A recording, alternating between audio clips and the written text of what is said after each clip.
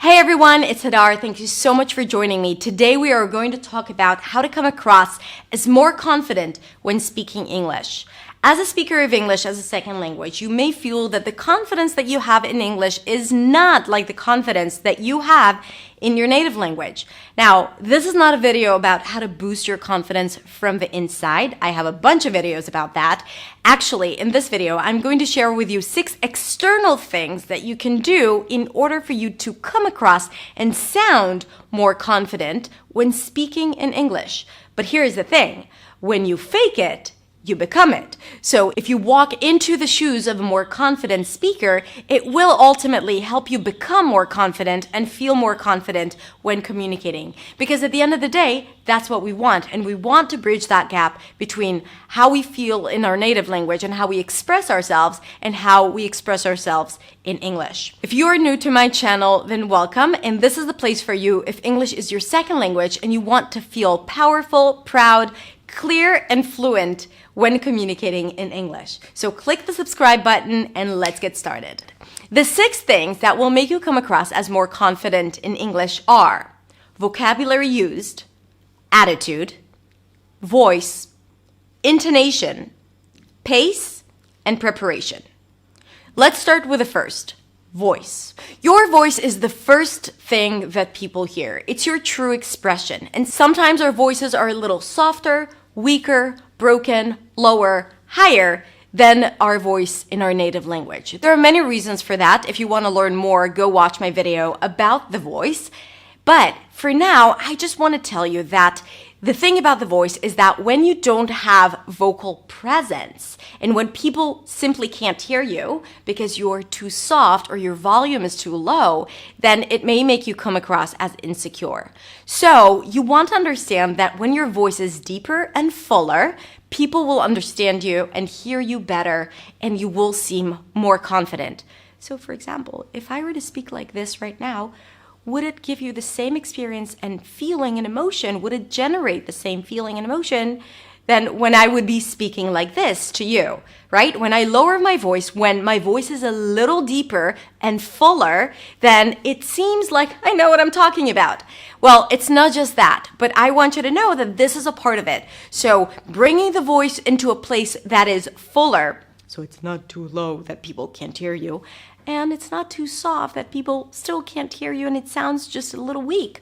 You want to find that nice balance between your lower notes and your higher notes. And again, if you want to learn more about that and find powerful exercises to help you boost your vocal power, go watch the video about how to improve your speaking voice in English.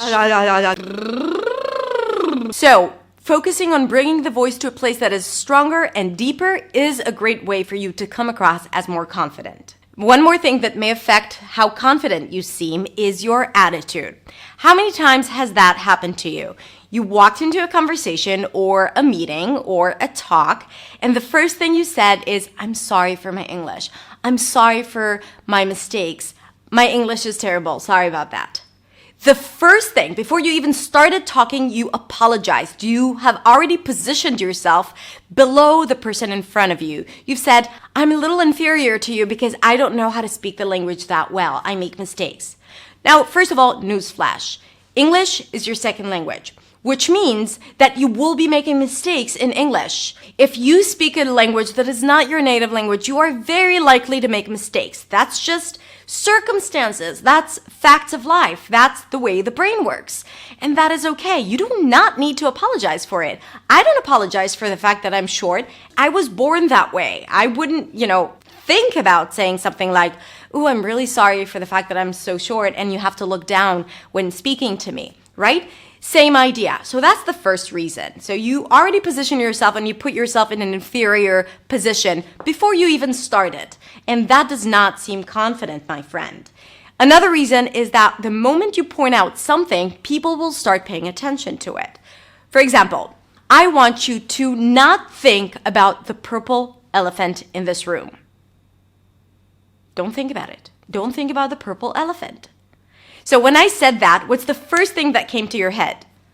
A purple elephant, right? When someone is telling you not to think about something, you want to think about it all the time. So when you point out that you will be making mistakes, guess what? people will start noticing every single mistake that you make. Whereas usually people don't even pay attention to it. They're just speaking, they communicate with you. So you don't want to put yourself in a position where people constantly look at you or observe you, and you don't want to feel that yourself. So do not apologize for your English. You have the permission to make mistakes, to get stuck, and to not use the perfect words. It's okay. Keep on working on it, but you deserve to speak despite that. And that attitude will affect how confident you seem when speaking. The next thing is intonation. I have a lot of things to say about intonation, but in this case, I'm going to talk about a particular pattern that may make you sound more confident or less confident, depending on how you use it. And that is the way you end your sentences. At the end of sentences, there are two very common patterns. One, when you go up in pitch, it's called a rising intonation, and it feels then that there is something else coming up, especially when you ask questions like yes/no questions. Are you hungry? Did you eat? Do you want to go? Is it late? Did you like it?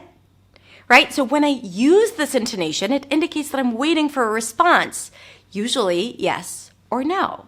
Now, for statements, we usually want to end with a rising, falling intonation. I had a really lovely time tonight.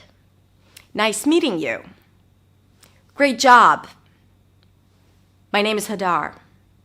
So I bring my voice up at the end, but then I drop it down. So it's called a rising, falling intonation. Now, the way it is perceived is that rising, falling intonation, or dropping your pitch down at the end, creates more of this sense of certainty, especially when it comes to statement. Whereas this rising intonation creates a sense of uncertainty. And then if you use this rising intonation, because it feels like you're waiting for an answer or for a response, when you use it in statements, it may make you seem less confident and less certain in what you're saying. Let me give you an example. I'm going to say something and I'm going to do it in two different ways. The first, I'm going to use the upspeak, rising intonation at the end of sentences. And in the second one, I'm going to use rising, falling intonation at the end. Okay? And let's see what emotions it generates and how you see me in each of those ways. Hi, my name is Hadar. I'm an accent and fluency coach. I have an online school and I have a membership program for teachers who are learning how to build their online business and teach pronunciation. In comparison to, hi, my name is Hadar and I'm an accent and fluency coach. I have an online school and I also have a membership program for English teachers looking to build and grow their online business. Now, what seemed more confident to you? The first option or the second option? When I go up, it feels like I'm asking for your permission. And when I go down, it's like I know what I'm talking about. Now, it's okay to use this rising intonation like I did here. I have an online school, right? I went up, but it was not the end of the sentence. And I have a membership program for English teachers looking to grow and build their online business. And then I dropped down. That sounded more confident. I love what I do. I'm very thankful. I love what I do. I'm happy. Are you? Right? So when I say something with that rising intonation, it feels like, are you asking or are you telling me? Now, sometimes you want to use this upspeak if you don't want to sound too intimidating or strict, because again, it is a tool and we need to understand that. But if it happens to you subconsciously, then you need to become aware of it, because you need to know that it does make you seem a little less certain and a little less confident. And if you don't want that, then this is something you should work on. The next thing is pace. Here's the thing. A lot of non-native speakers tend to speak a little too fast in English. The reason for that could be because maybe they're just carrying the rhythm of their native language over to English, because in their native language, everything is really fast and the vowels are short. Maybe if you do that, you are afraid that you're going to forget what you want to say and you're trying to catch up with your thoughts that are way faster than your mouth. Maybe it's just because you don't want people to notice that you're making any mistakes, so you just speak really fast. Whatever it is, when you speak fast, it does not make you sound or seem more confident. on the contrary. So slow down. And I'm not talking about now you need to speak like this. No, but you want to take breaks, you want to take pauses, you want to stretch the words that are stressed, and you want to get comfortable. Because when you start speaking fast, then you start losing your breath, you start hyperventilating, and that creates more tension, leads to more insecurity, and you come across as less confident. One more thing that may help you come across as more confident is your choice of words. Well, either your choice of words to use or choice of words not to use. There are a lot of words in English that we often use that diminish what you are trying to say. I just thought that you might be interested in this project. Instead of, I thought you might be interested in this project. Or, you might be interested in this project. Right? So adding things like, I thought, or just, or maybe, reduce what you're trying to say, and it does sound a little less confident. Now, yeah, sometimes you're trying to be polite and not too pushy, especially when there's this cultural differences where maybe your culture tends to be a bit more direct than American culture in particular that tends to be more polite.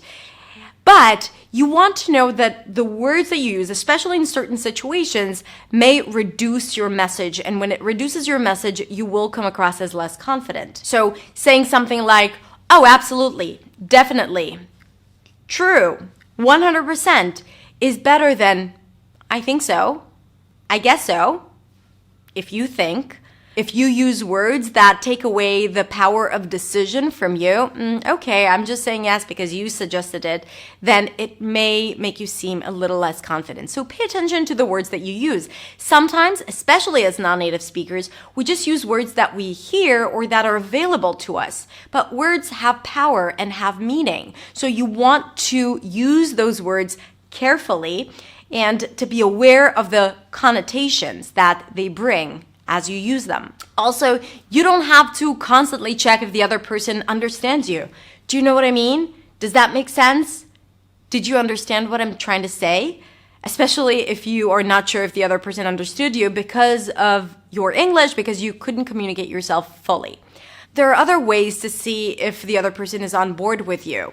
For example, do you have any questions for me? Right? You open it for a discussion. If they don't understand, they'll find a way to ask a question that will help them understand what you're trying to say better. That's a lot stronger and more powerful than, did you understand what I was trying to say? The last thing is preparation. My friend, if you want to come across as more confident, you have got to prepare. You cannot just wing it, especially if English is not your first language and you present or talk in English.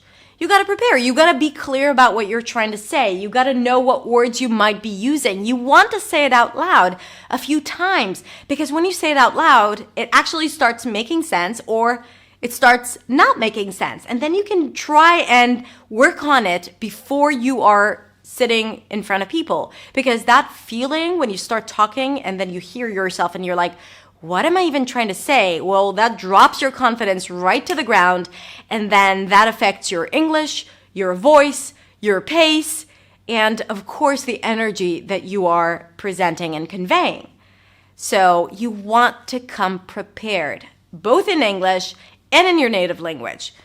Really, I think that this is probably the most important thing that I can share with you because you can also prepare using all these elements that we talked about. Paying attention that your intonation goes down at the end of sentences, your voice, your pace, the words that you use. When you prepare, you can take all of that good stuff that we discussed today and actually rehearse it before doing it in front of people. Listen, I know from making a ton of videos that for me to come across as more confident and more clear and concise, I have to do it quite a few times. Even right now, what I'm telling you now, do you think that I'm just winging it in front of the camera? No, I had to say it to myself 2 or 3 times before as I was walking and preparing and getting all the set ready. I said it out loud just to see how it sounds, to see how it comes across. And of course, I changed a lot of things until I decided to stand here in front of the camera and to record it. So prepare and you will see the immediate impact it has on your confidence. And it's not just going to make you see more confident, it's going to make you feel more confident. So don't underestimate the power of preparation. Okay, that's it. Now I want you to let me know in the comments below, what is your one takeaway from this video? What are you going to start doing differently? Is it going to be paying attention to your voice, the intonation of the end of sentences? Is it the words that you choose to use? Your attitude? Stop apologizing for your English. Your pace, maybe to slow down a bit more. Or is it that you're going to try and prepare better for your speaking engagements and for your videos and Zoom calls?